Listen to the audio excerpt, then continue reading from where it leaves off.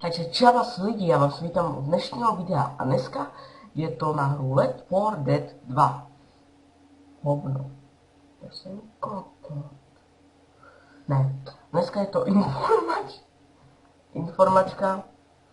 A je to informačka o tom, že já mám nový YouTube channel Lazy Dash, ale on na něho už nebude točit, nevím. On bude točit to na Goldbox, někdy tam budeme a já.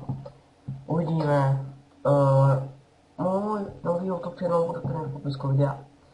Točím tam hry, točil jsem Five Nights at Freddy's do 3. noci, možná, že budeme pokračovat, já nevím vám povídat. Ale asi ne, potom jsem točil ještě Fear Online a taky nějaké věci, já už si to moc nepamatuju. A Minecraft. Tady vidíte, že mám v plánu tam vydat Minecraft Bed Wars.